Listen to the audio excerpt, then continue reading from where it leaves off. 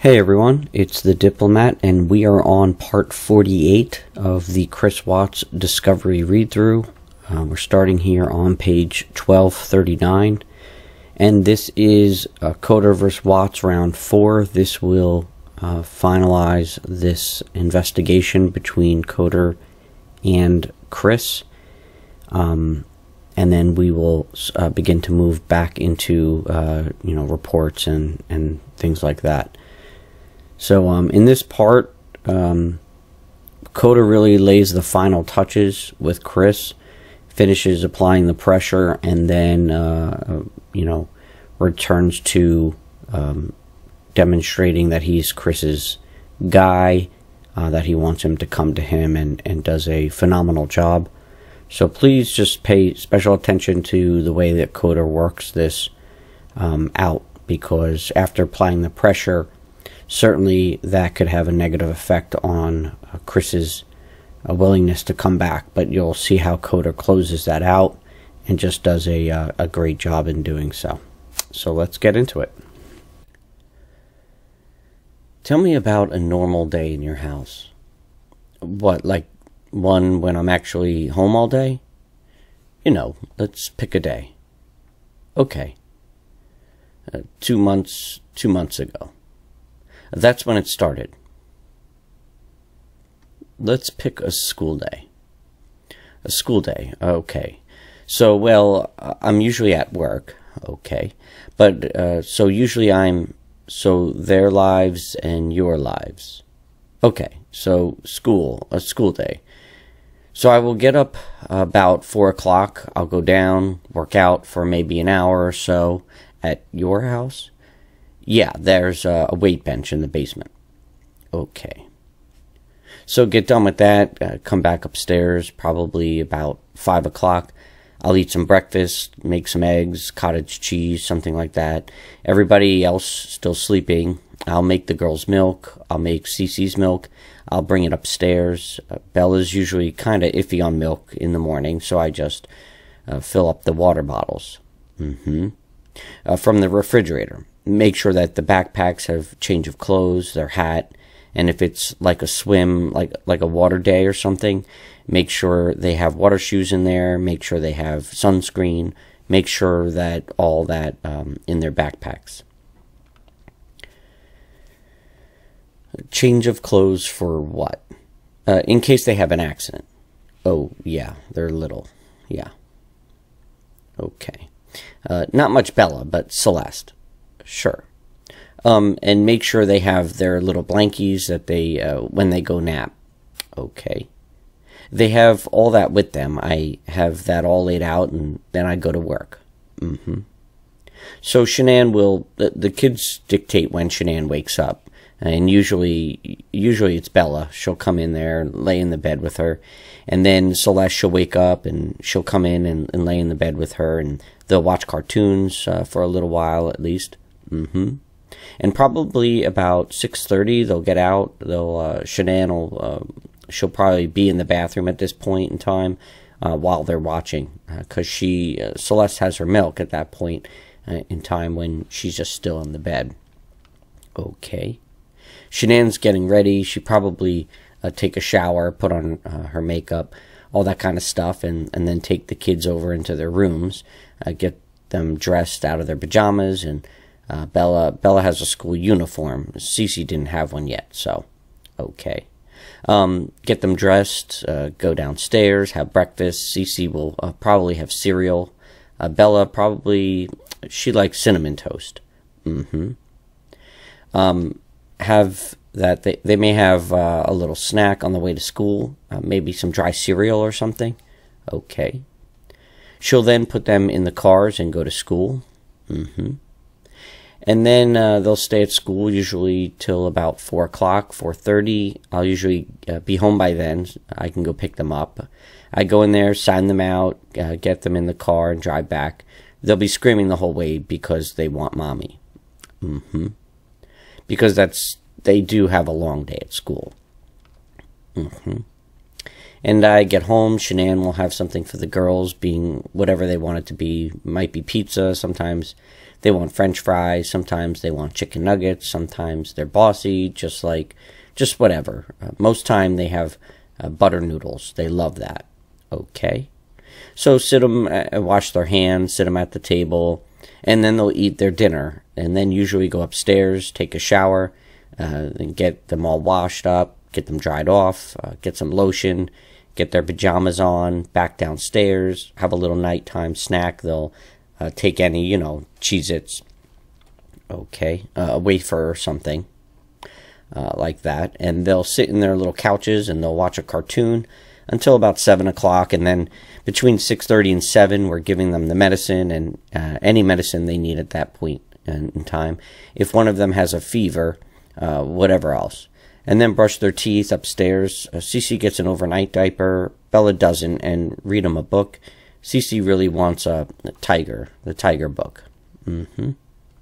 I read that to her. We growl at the last part. Turn the rain machines on. Is that what you said? She's your tiger? Yes. And there comes mine? Yes. Okay. And turn the rain machines on, give them both a kiss goodnight. Cece wants me to put her to bed. Bella wants Shanann to put her to bed and close the door, and night-night. Okay, all right. Can we talk a little bit about the morning that they disappeared? We already talked about 4 o'clock alarm, prep until 4:15.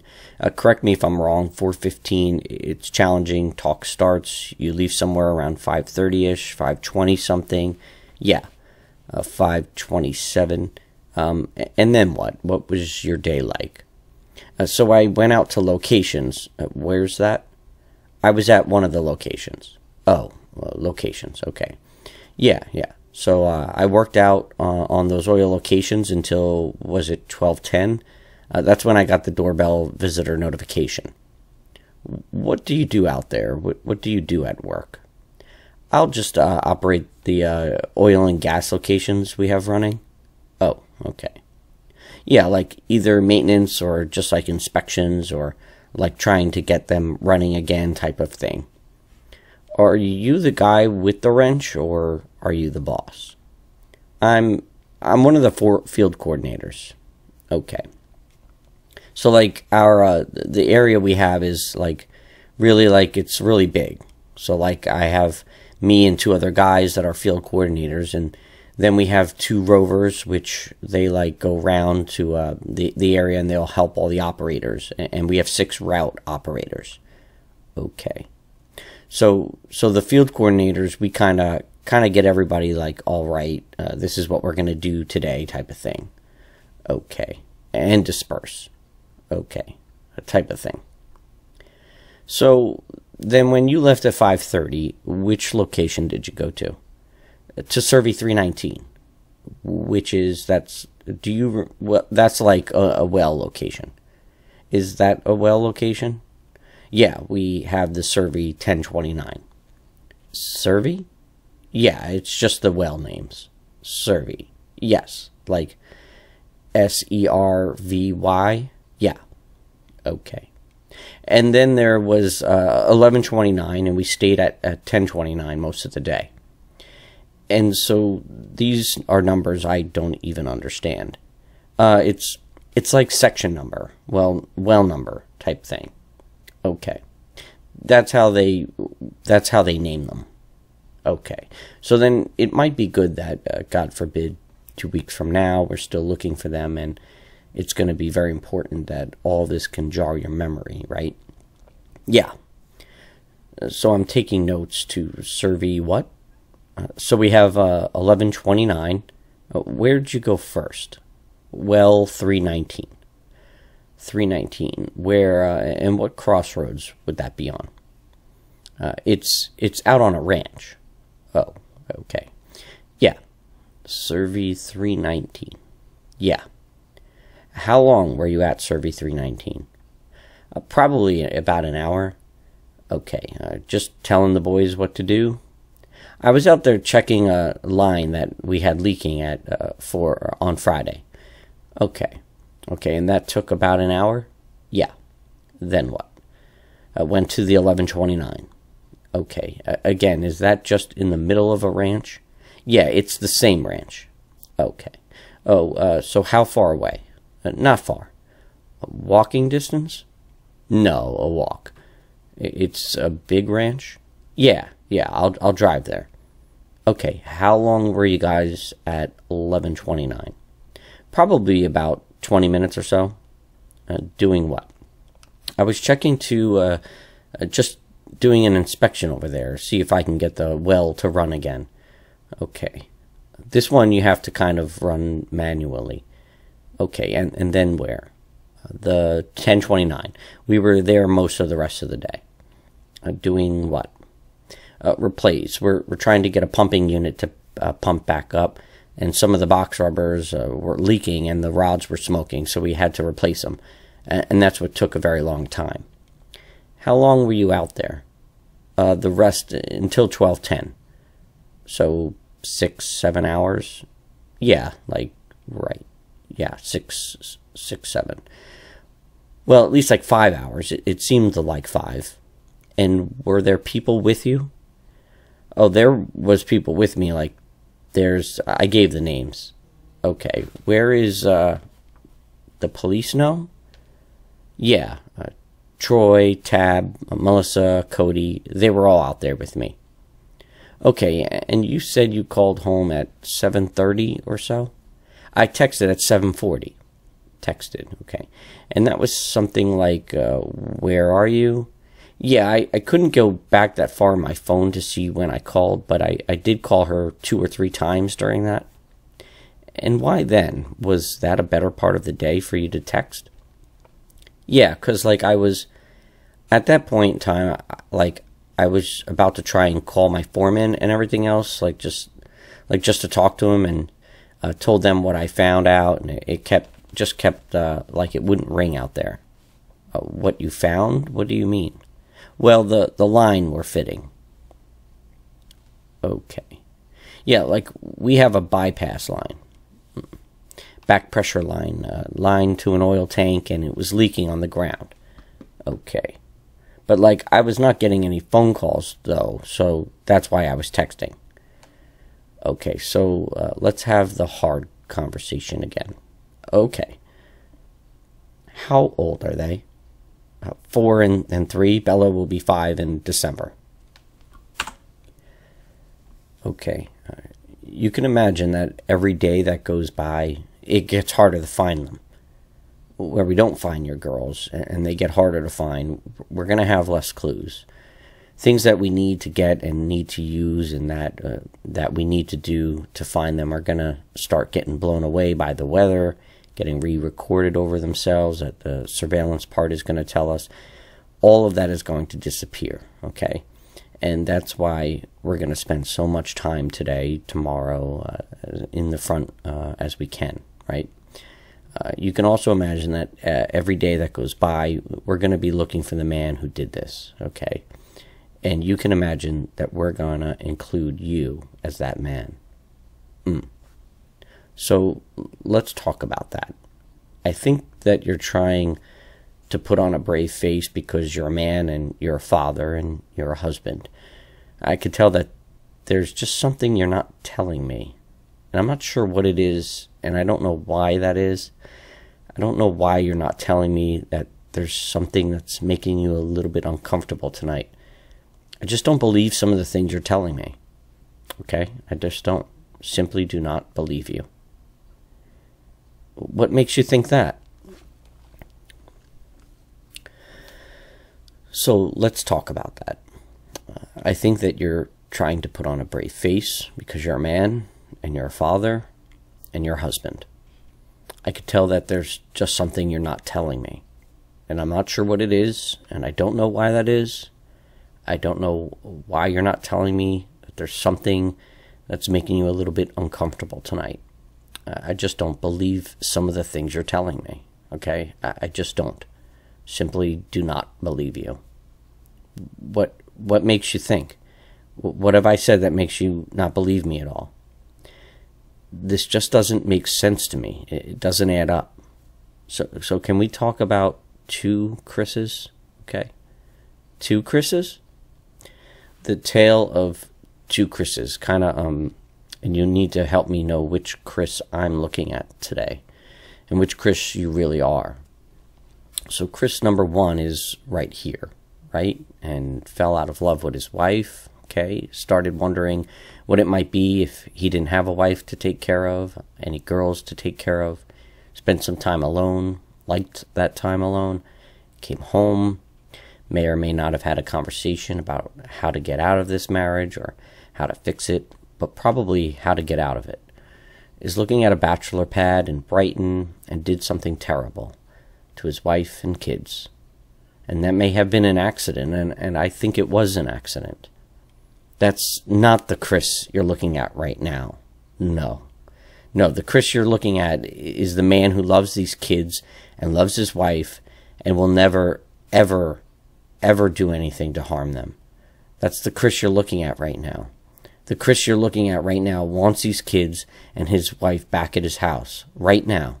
That's the Chris you're looking at. Why didn't you call 911? I didn't think anything was wrong. I think you knew what was wrong. I did not know what was wrong, sir. I promise you that. What do you think it's going to look like when someone finds out that it was not you that called 911? Everybody's going to have their own perception about what's going on here, but I know my wife. I know that sometimes she doesn't text me back. I know that happens. It's happened to me multiple times throughout many days. That she's busy with work, it doesn't happen. That's why it didn't register for me that day. We're back to the tale of two Chris's. Okay. There's a Chris who cares. I care, I promise. Tell me about the call to your daycare. To Primrose? I called them to see if the girls were there. They said they weren't. Okay. I told them since they weren't there to put them back on the waiting list. That's not what you told them. I told them that we were going to sell the house, put it on the market. We probably won't be in the area anymore. That's two different things, Chris. Well, I wanted them to be back on. I put them on the waiting list as they weren't there. Why weren't they there? I don't know. Where were they going to go? They went to Shanann took them to a friend's house. Why wouldn't they go to daycare? I'm not sure. Honestly, sir, I'm not sure. It's hard for me as a father to talk to you like this. Not because it's a hard issue to talk about. It's because I'm worried about your daughters under your care. You shouldn't have to worry about them under my care. Okay. I watched them all weekend. I went to a pool party, at Jeremy's house. Like, I love those kids with all my heart. And nothing in this world would ever make me do anything to these kids or my wife. When you walk out of this room, there's nothing I can say to a room full of police officers that's going to convince them that you have nothing to do with this. I know. You know what they think. I know what all of them. Yeah. There's a guy who didn't call 911, who woke his wife up at a ridiculous hour because he was so guilty about something that he had to get it off his chest and say, I don't love you anymore. I'm leaving you. That didn't go well. Okay? So what happened?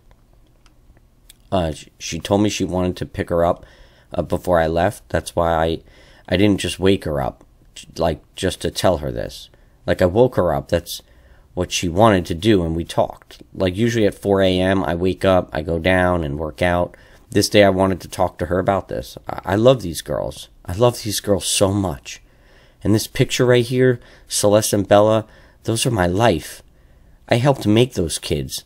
There's nothing in my life that means more to me than these kids. Nothing. Kids that's your life. That's your lifeline. That's everything that you make kids. They come first over anything. Kids, spouse, family. That's what it's always been. Nothing you've told me tonight makes sense. Nothing you've told me tonight feels like the truth. Can we start over? Sure. I think that there's something that happened that got maybe a little bit out of control. There was no fight. There was nothing physical. It was a conversation. We didn't raise a voice, nothing. I promise you that, sir. There's nothing physical with this conversation. What was the last thing? What was the last thing you saw about your daughters? Last thing I saw, like, when I left? What did it look like? Saw them on the monitor as it was switching back and forth. What's the last thing you saw with your wife? She was lying back in bed as I was walking out the bedroom door. Okay. When we finally got you to come, what do you think we should do? Honestly, like, they're going to come home safe, correct? When you find the guy? When we find the guy, they're going to come home. Life in prison would be, that's what I would think for 2 kids that are involved. What if he hurt them? I'm not sure if, like, that penalty is even used. Is it used in Colorado? I'm not sure. What is? You know, the death penalty? Okay. And I mean, like, if these kids are not alive, like, there's nothing you could do to cope with that, to make me cope with that, if those kids are not okay. Okay, all right. What was your plan after you guys separated? That I'd get an apartment? Yeah, nearby? Well, we just go our separate ways. Like, I would probably get an apartment. She would try to sell the house first, of course. Before we could do anything like that. And hopefully, like, try to both get an apartment somewhat close. Okay. To that, like, it's a 50-50 thing, like, because I was going to go on the 8 o'clock to 6 o'clock schedule in September. Okay. And then I'd have 6 days off, and it would be perfect to, you know, I'd have kids for half, and she'd have half, and that would work. All right. Tonight's been pretty intense, I can imagine. How are you feeling? I slept like 2 hours last night, so I'm like running on empty right now, but I know, I can see it. So why don't we do this? I'm sure you don't mind if we take a break for the night, and I'm sure that you are feeling some of the pressure from me, okay? You're doing your job. I wouldn't be doing my job if I didn't grill you a little bit, right? Okay. I've seen you turn into 2 different guys, like, honestly, like, I've seen, like, where you're smiling, and I've seen where it's different. Yeah. Yeah. Okay. You're doing your job, though. I can't fault you for anything you've asked. So, can I make a commitment to you? Yes. Okay. I'm going to commit to you that we're not going to stop working until we find them. Okay. Okay. And I want to commit to you that there is going to come a time when you're going to feel this pressure from other people. I'm not the only one who thinks that there's a possibility you have something to do with this. Like another FBI agent, like pressure like this, like everyone. Okay. Everyone, Chris. Okay. Have you ever watched the news and said 2 girls and a pregnant woman go missing? Okay. And if that's all you heard, what do you think the public thinks? Husband. Husband. Okay. So I'm going to make a commitment to you, okay? I'm going to commit to you that I'm going to be your guy, okay? I'm going to be your guy that handles the investigation, okay? I'm going to be your guy that you can come to, okay? Because I hope that you realize I'm a nice guy. Tonight we had to talk about some tough things, but I hope that you know that I did it respectfully. I think you can see that. And so as we go on through tonight, the hours, the days, and I hope we don't get 2 hours or days. I hope it's minutes, right, until this is over. Yes. But just in case it's not, I want you to know that I wanted to be in this room tonight. I wanted to talk to you. Okay. Okay? And I hope that you want to talk to me. Okay? When you have questions, when you have concerns, I want you to call the detective that you work with, and I want you to call me. Okay? I want you to know that if you have a question, if you think we're not doing something enough or well enough, I want you to say, I gotta call Graham. I gotta call Dave. Okay. Okay? When you need to have a night to yell at somebody and maybe have a good cry, I want you to call me. Okay? Okay? I can't imagine what you're going through. I just can't. Like today has been a whirlwind from like yesterday. I thought she was just at somebody's house. And today with the drones, the police, and the news, I feel like a scene out. It's a scene out of a movie that it's too much to handle. It's too much for one person to handle. My dad's flying in tomorrow. Good. Okay, so you have your dad. Who else do you have? Nick and Amanda, Dave, Jeremy. Okay, now you've only known me for 3 hours, but I want to be part of the team. Okay. Okay? I want to be part of the team that helps you, and I want you to be part of my team. Okay. Tonight when you go home, one of two things is going to happen. You're going to pass out because you're so tired, okay? And that's probably not what happens. Your head's going to go race, okay? So tonight when you lay down and your head starts racing, there's going to be things that come to your mind, okay? This always happens, always. It's very natural. You're going to say, I wonder why he asked me that, okay? You're going to say, screw him. How dare he accuse me, okay?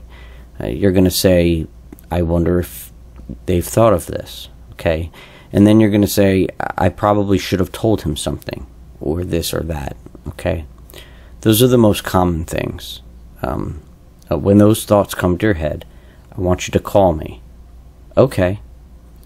I want you to call Dave, okay? It's fair for your mind to race, so I want you to call me, okay? You need a lifeline.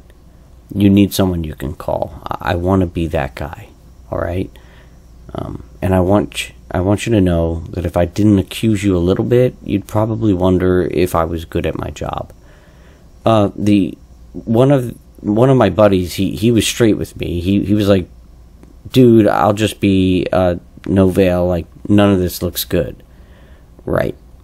It's like he's like, I'm not gonna accuse anybody, but like I'm not gonna be like he has his wife and their friends, like they won't talk to you right now.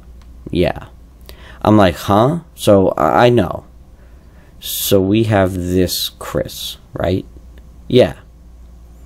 Okay, let's talk about the other Chris. He's just right here, okay? I can see that you're a good man, right? You don't have beautiful daughters with good clothing that look well fed, right? Children that are unhappy don't smile like this, okay? Those are beautiful kids. Those kids have a good dad, and I know it. It's just a little picture. It's on my phone. Yeah. It's a better one, but that's just... I'll show it to you, but it's... Those kids have a good dad. Good dad that feeds them and that loves them. I was very impressed when I asked you how their day was, about how involved you are, okay? You should see me on the weekend. A lot of dads don't get second pair of clothes and cook eggs and give them snacks at night, you know? A lot of men, that's women's work, right? I like to get involved. But you're not that kind of guy, okay? So, Chris, can you just look at me for 1 second? If there's something that happened, it's okay. It really is. Yeah. Okay. If something that happened with these girls, if there was an accident, if there's something you're afraid of telling me, it's okay. Yeah. If there's something that happened with your wife, it's okay. Okay? You can always tell me. And if you want to talk 15 minutes after you leave, I'll answer the phone. If you want to talk in the middle of the morning, I'll answer the phone, okay? What I want to happen is if that's what happened, if there was something that got out of hand, if there's something I want you to go home, and I want you to know that I'm the guy that you can talk to, okay? Who's not going to judge you. I have kids. Sometimes I joke with my wife. I just need 2 weeks alone, Like when you told me about your 5 weeks alone, I was like, well, that sounds like a slice of heaven, right? Sometimes it's a bit much, okay? So let's do this. I mean, we're going to take a little break. I'm going to go help organize the search at your house tonight. Okay. Okay, I still want to do that. Okay, I was just going to go to my friend's house. Okay. And get out of your way. Okay, now, hopefully they're now still awake. I can't tell you that we have to do it, okay? If you want, like you said, I mean it. It rained tonight. Yeah. Like hard. Like it blew 4 trash cans in my yard. Let's get on it, right? Like it's whatever's there is there, and I want it found. I want to do that. I want to talk to you again tomorrow. Okay. Okay, I want you to get a good night's sleep and a good breakfast and a good workout. Whatever you gotta do, whatever your morning routine is. My dad flies in the morning like 8 or 9. Okay. So, what time shall we plan on doing that? Can I get him back home first and then come here? Of course. Okay. And listen, of course.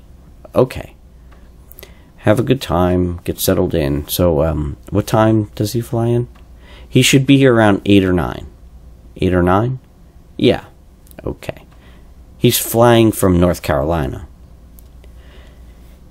Here's what I would love to happen. He's flying in at 8 or 9. You gotta go get him. You gotta get him back. He's gonna want to know everything. Yeah. And he's your dad. Okay. He's called me like 10 times today.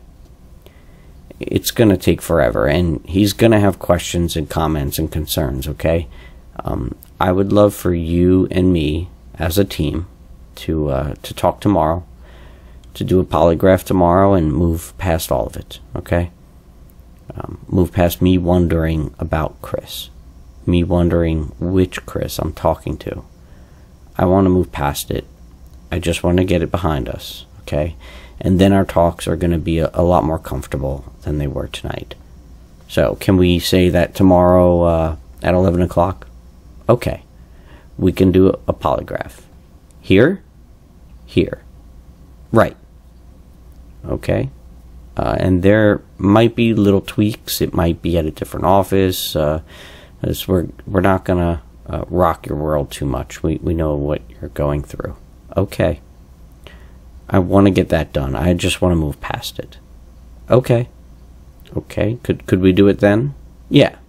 11 o'clock? Yeah. Okay. Do you have any questions for me? No, like I have your phone number. Yeah.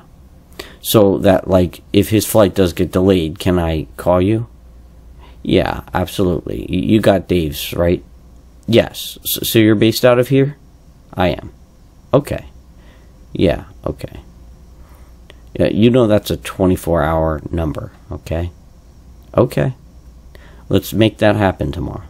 Okay. One of the things that makes us wonder about which Chris, again, is when you don't answer the phone, okay? So if I call you, I get it. You're on the phone, you're with your dad, you're the drive-through, you know, whatever. I get it, okay?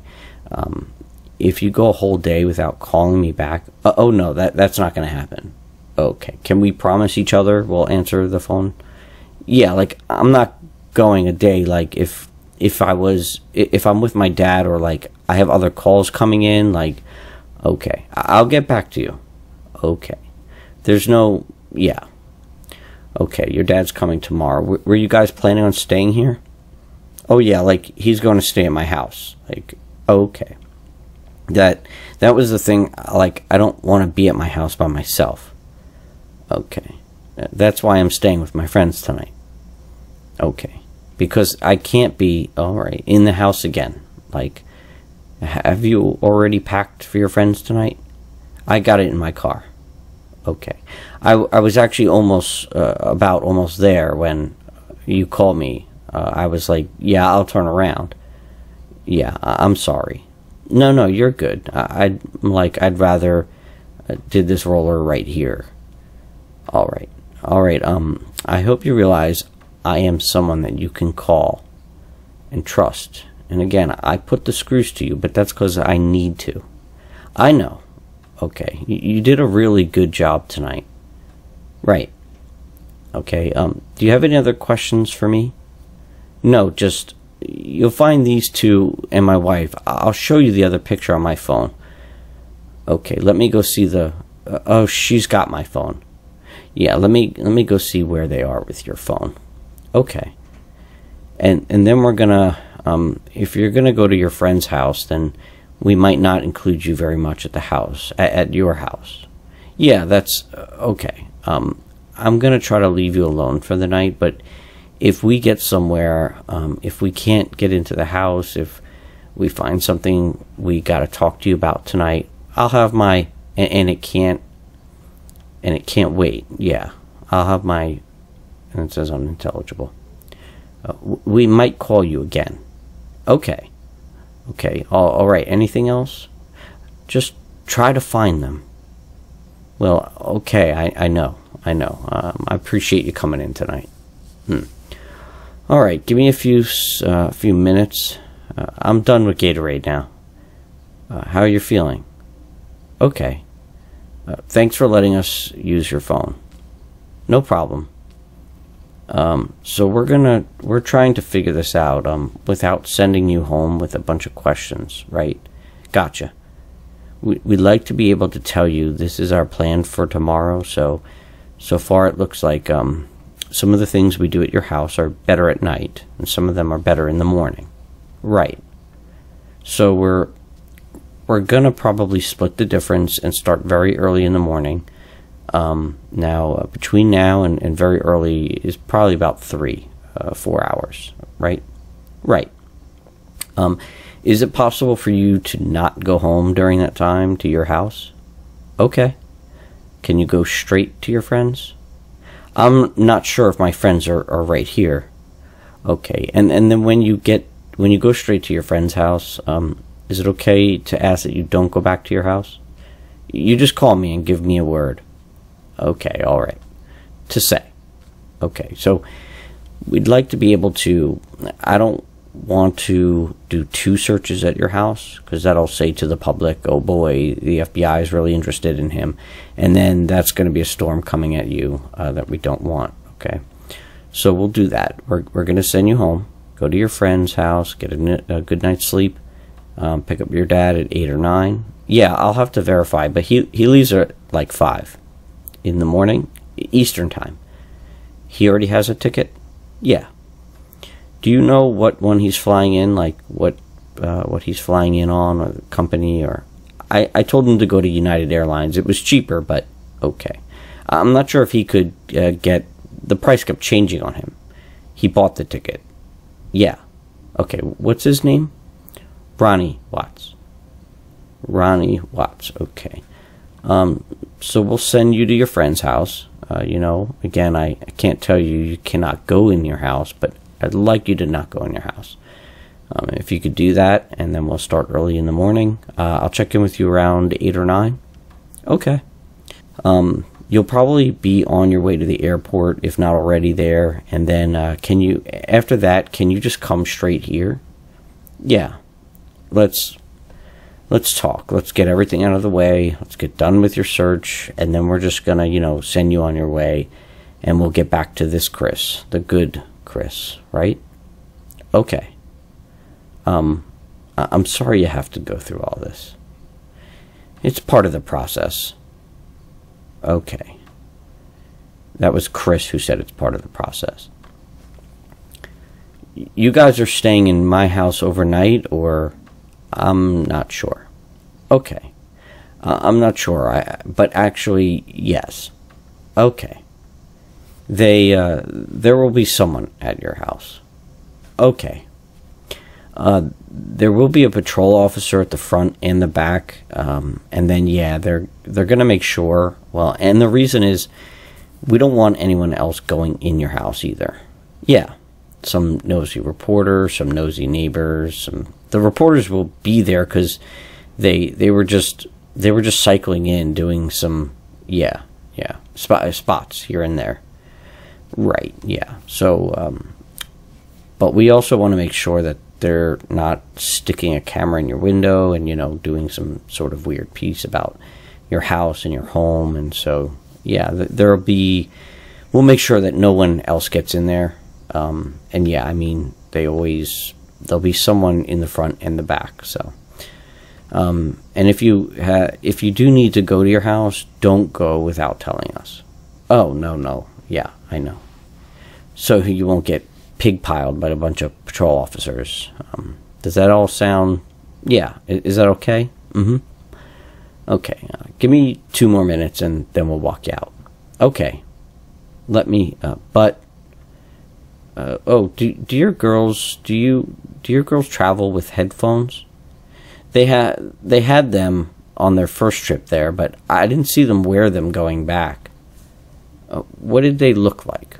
Like little unicorn type things over the ear? Yeah, they kind of slide over. Okay, was it like colorful? Just gray and pink, I think. Do they ever take them shopping or anything? No. That's the only time we ever use them. Oh, okay.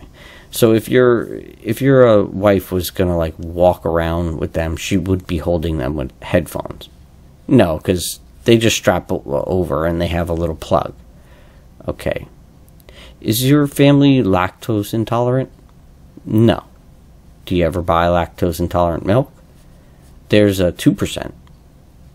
Just 2% regular stuff. Okay. All right. We're just and you can imagine 1,000 people calling in right now, so we're just narrowing stuff down. Okay. Give me 2 more minutes.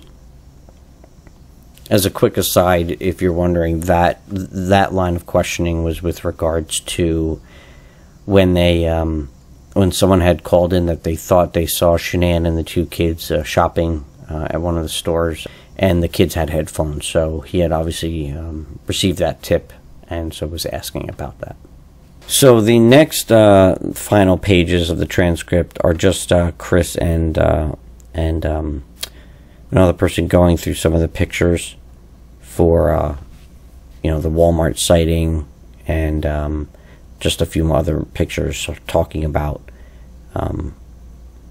Bella and Celeste. So it's a little confusing if I read that without being able to see what they're looking at and such. But the end of the recording is listed as 11:06, August 14th, Tuesday, 11:06 p.m. So literally about a year from today. And that's where we're going to end this part. So we finished that whole coder investigation, which was just brilliant, as I've been saying. If you notice here in this last part, he really did a good job bringing things back and explaining, hey, I wouldn't be doing a good job if I didn't put a little bit of pressure on you, right? So he was in an effort, I imagine, to ensure that he came back the next day. He really focused on those 2 things. One was, making sure he would be back, scheduling it exactly to come there after he dropped off his father. He got commitment to that. And then on the other hand, he was softening all the pressure that he had put on him. And he was, saying, I'm your guy. If there's anyone you can call, it's me. I want to be on your team. I need you on my team. And really just amazing. He was one step ahead of Chris this whole time. And it really is incredible. The patience, ability to remain calm, show, no show nothing to Chris as to what Coder knew or didn't know. It's absolutely spectacular, and this was so important because Chris could have disappeared, right? We all know that, or he could have lawyered up, and this whole thing would have taken a completely different turn. But you know, the work of someone like Coder and then also Tammy Lee, they really got him to stay and got him to continue to talk and got him to continue to give information. Because remember, at the end of the day, they don't necessarily know whether they're alive or not. And so if Chris has information as to their whereabouts, they need Chris talking. They need to get that information from Chris. They need their one top and only priority is to find Shanann, find Bella, and Celeste and Nico. So hats off. Going through that whole investigation was really interesting, and I know I learned a lot. I hope you did as well. And we'll get back into some reports and things as we go forward. But I know it's been a year now. Yesterday was the year anniversary. Certainly not an anniversary. An anniversary we want to celebrate.